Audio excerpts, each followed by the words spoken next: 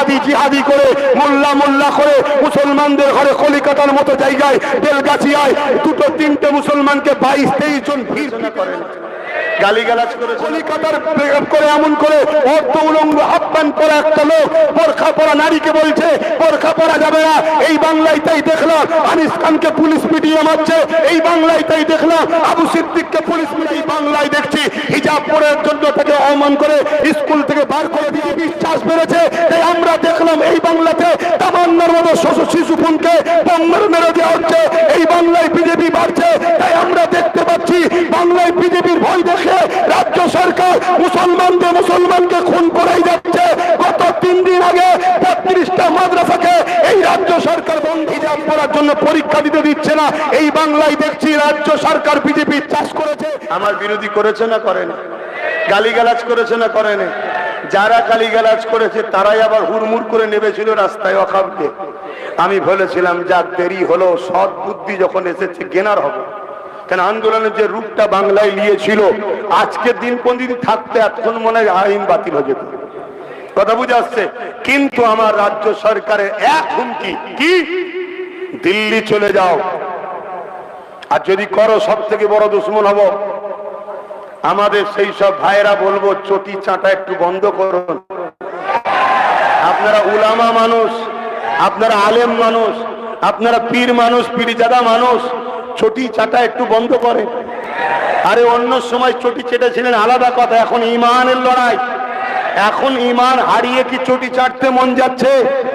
আরে বড় দুঃখ, কেউ আলোর জন্য, কেউ গাড়ির জন্য, কেউ বাড়ির জন্য, কেউ টাকার জন্য, কেউ আগে পুলিশ গাড়ি যাবে পিছনে পুলিশ গাড়ি যাবে এই পাহারা লিবার জন্য নিজের ধর্ম শেষ হয়ে যাচ্ছে, এদের কোনো খেয়াল নাই।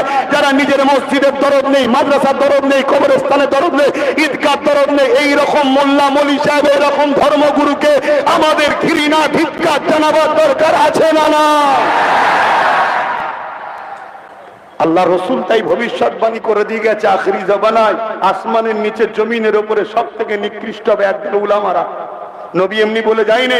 আপনারা সাধারণ ছেলে, আপনাদের মাকে, আপনাদের বাপকে, আপনাদের দাদু দাদিকে, নানা নানিকে পুড়াতে চাইছেন আপনারা? হ্যাঁ, তাহলে এই লড়াই বন্ধ করলে কালকেই যদি এখানে আবার ডাকা হয় এই প্যান্ডেলের নিচে আবার সময় দিতে পারবেন, আবার সময় দিতে পারবেন। দোকান বন্ধ করে 2-3 ঘন্টার জন্য পারবেন? হাত লম্বা করে তোলেন, ধোকা দিচ্ছেন না তো?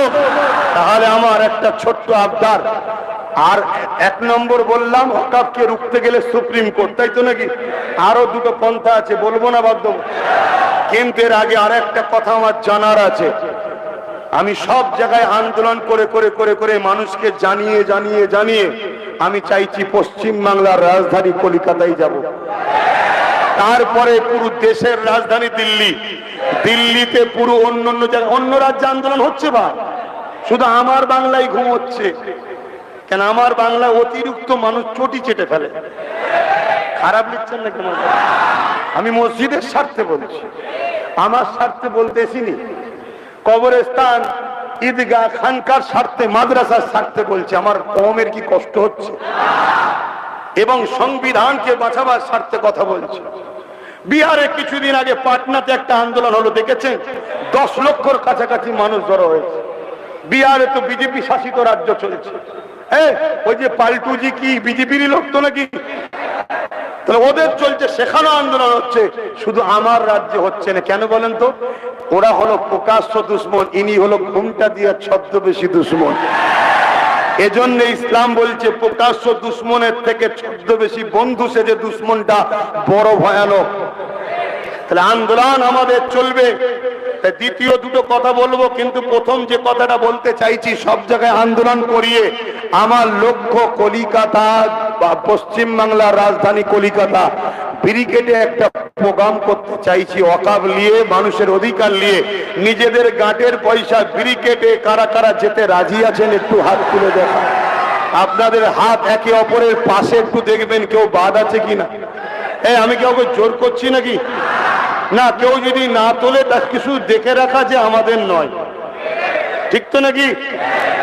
কেন দাদার জন্য হাত নামান, দাদার জন্য গেলেন, দিদির জন্য গেলেন, সবার জন্য গেলেন, আর আপনার মা বাপের ইজ্জত আবরু, মসজিদ, মাদ্রাসা, কবরস্থান, ঈদগাহর জন্য যাবেন না? এই হিসাবে অনুরোধ আপনাদের কাছে শুনুন, আব্বাস সিদ্দিকী ডাকলে চোখ মুজে 5 লক্ষ লোক হবে, এটা হাসতে হাসতে আমি জানি, কিন্তু 5 লক্ষটা ম্যাটার নয়, ম্যাটার হলো 25 থেকে 30 লক্ষ লোক যদি হয়, এর প্রভাবটা কিন্তু দিল্লিতে পড়বে। পাশাপাশি আমার রাজ্যে যারা আমাদেরকে শুধু বারবার বলছে, ওই যে একটা ভাটপাড়ায় ভাঁড় আছে না ব্যারাকপুরের ওইদিকে, ওই যে বলে মোল্লাদের দোকানে বিরিয়ানি খেও না, পাংচার খেও বানাও না, ওই সব ভাড়গুলো, আর পূর্ব মেদিনীপুরের একটা বেরিয়েছে না, আগে ছিল ইফতার করতো মাথায় টুপি দিয়ে, এখন আর আমাদেরকে পছন্দ করে না, ঠিক তো নাকি? ওই এইগুলো যারা আছে 25-30 লক্ষ লোকের যদি একটা গ্যাদারিং হয়, এরা কিন্তু এই গ্যাদারিং এর চোটে কুমাই চলে যাবে। তাহলে এটা আমাদের জন্য ফায়দা হবে না ক্ষতি হবে? তাহলে আমি কি করতে চাইছি, সাথ দেওয়া দরকার আছে তো নাকি? হয়তো একটা দিন কাজ যাবে, কিছু টাকা লস হবে, গাড়ি ভাড়া করতে হবে, আর এলাকায় কিছু মুনাফেক মুসলমানকে ওই দিন একটু চিনা যাবে কারা গাদ্দার আছে। তাহলে যে বলবে অকাবলিয়ে যাওয়া যাবে না আন্দোলনে, জানতে হবে এ গাদ্দার মুসলিম সুরাতে বেঈমান, ঠিক না বেঠিক? ওটাও জানা দরকার আছে না নাই? তাহলে এক তীরে 3-4টে পাখি শিকার হয়ে যাবে। তাই এজন্য মনে রাখবেন, ব্রিগেড আমি করব, সব জায়গায় ঘোষণা দেওয়ার পর, সব জায়গায় জাগিয়ে দিবার পর, আশা রাখছি আপনারা মিস করবেন না। ঝড় হোক, পানি হোক, তুফান হোক, বজ্রপাত হোক, মেঘলা হোক, ওই দিন যাই হোক, যদি বরফও পড়ে যাই হোক, আমরা কিন্তু ব্রিগেডের তারিখে ব্রিগেডে গিয়ে পৌঁছাবো, বলুন ইনশাআল্লাহ। এবং ঘন্টা 3-4 সময় নেব, কেউ লড়ালড়ি করলে হবে না, ওখানে কিন্তু প্রোগ্রামটা ডিসিপ্লিন করতে হবে। 3 নম্বর কথা, ওখানে কিন্তু শুধু মুসলমান থাকবে না, বক্তা হিসেবে অমুসলিমরাও থাকবে। এই ওখানে ধর্মীয় স্লোগানটা আমরা দেব না। কেন ধর্মীয় স্লোগান? এটা আমার কওমের লোক আছে, আমরা নারে তাকবীর, আল্লাহু আকবার, সুবহানাল্লাহ, জিন্দাবাদ, সব চলবে, কিন্তু আমাদের সঙ্গে আদিবাসীরাও মিশতে চায়, দলিতরাও মিশতে চায়, মতুয়ারাও মিশতে চায়, শিখ ভাইয়েরাও মিশতে চায়, খ্রিস্টানরাও মিশতে চায়। আর তুমি যদি সেখানে নারে তাকবীর, আল্লাহু আকবার দাও, বলো একটা বিশেষ ধর্মের দিকে চলে গেল তো নাকি? তাতে আমার জিনিস, আমার হৃদয়ের জিনিস আমার জায়গায় আমি দেবো, যেখানে সবাই থাকবে। আমরা তখন পরিচয় একটা, আমরা মানুষ, আমরা ভারতীয়। এই জায়গাটা আপনাদের মাথায় নিতে হবে। এই প্রশিক্ষণটাও দিয়া চলছে সব জায়গায়। এসব গুলোকে রেডি করে নিয়ে তারপরে আমরা পশ্চিম বাংলার রাজধানীতে যাব, বলুন ইনশাআল্লাহ। তো এখন আমার যে কথা, 2 নম্বর অপশন, এই ওয়াকফ কালা কানুনকে সত্যিই কি আপনারা বাতিল করাতে চান? আরো একবার সাক্ষী দেন, সত্যিই চান? যদি চান, তাহলে 2 নম্বর অপশন হলো কি? 2 নম্বর অবস্থান হলো কৃষক বন্ধুদের মতো আন্দোলন করতে হবে। আর এই আন্দোলনে রাজ্য সরকারকে আমাদের সাথ দিতে হবে, ঠিক না বেঠিক? প্রথমে তো ওনাকে বলতে হবে যে ওয়াকফলি আমি যে বলেছিলাম আন্দোলন করিস না, এর জন্য আমি ক্ষমা চাইছি, এটা বলা ভুল হয়েছে। 2 নম্বর, ওনাকে আমাদের সাথ দিতে হবে যে আমিও বিজেপির বিরুদ্ধে, তোরাও বিজেপির বিরুদ্ধে, আন্দোলন জোরালো কর, তেল দেবো, খাওয়া দেবো, চালা আন্দোলন। তবে মাথায় রাখবি, আমার আইন তো আমি করিনি, অতে আমার রাজ্যের সম্পদ বা রাজ্যবাসীর যাতায়াতে অসুবিধা না হয়, অবশ্যই এটা আমাদের মান্যতা দেওয়া দরকার, ঠিক না বেটি? কিন্তু সেই আন্দোলনে ওনাকে সর্বদিক দিয়ে সহযোগিতা করতে হবে। যদি সহযোগিতা না করে, তাহলে 26-এ আমরা বলতে পারবো তো ভোটটা দিল্লি গিয়ে লাভ? হাত তুলে বলুন, পারবেন তো? আল্লাহর ঘরের স্বার্থে বলতে পারবেন, মসজিদ মাদ্রাসার স্বার্থে পারবেন, দিনের স্বার্থে পারবেন, কবরস্থানের স্বার্থে পারবেন, মা বোনদের ইজ্জত আবরু বাঁচাবার স্বার্থে পারবেন। আর আমি চ্যালেঞ্জ করছি, আপনারা ছাড়া কেউ কামিয়াবি হতে পারবে না। ও যত বিজেপি সভাপতি বলুক না কেন, মুসলিম ছাড়া আমরা আসবো, এটা অন্য রাজ্যে হয় দাদা, এটা এখানে নয়। এখানে 40% আমরা। আর 2 নম্বর, বাংলার হিন্দু, বাংলার আদিবাসী, বাংলার দলিত অন্য রাজ্যের মতো নয়। এই রাজ্যে একই উঠোনে বিয়ে হয়, মুসলমানের বিয়ে হয়, হিন্দুরও একই উঠোনে জলসা হয়, মুসলমানের হিন্দুদের পুজো হয়, মানে বাড়ি দুদিকার উঠোনটা দুজনেরই। এটা সেই রাজ্য।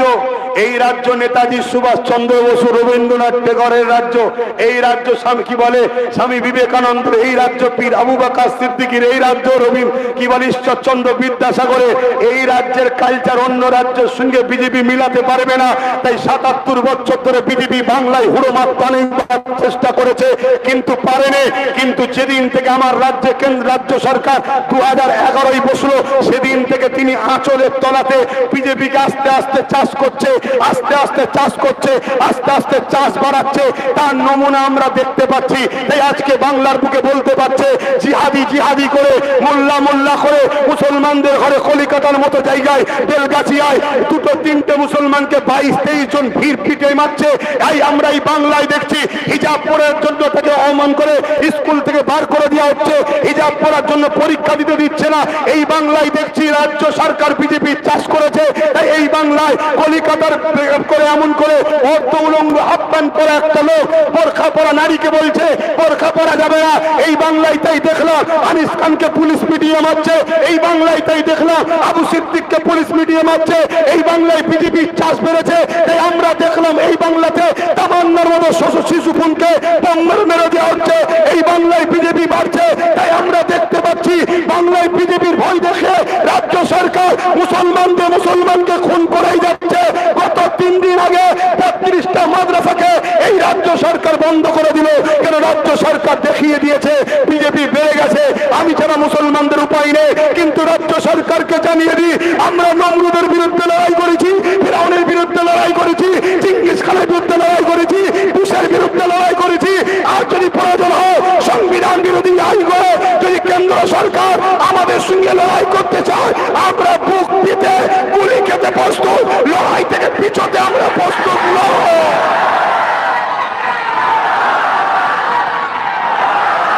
অতএব রাজ্য সরকারের এই ভয় আমরা খাই না।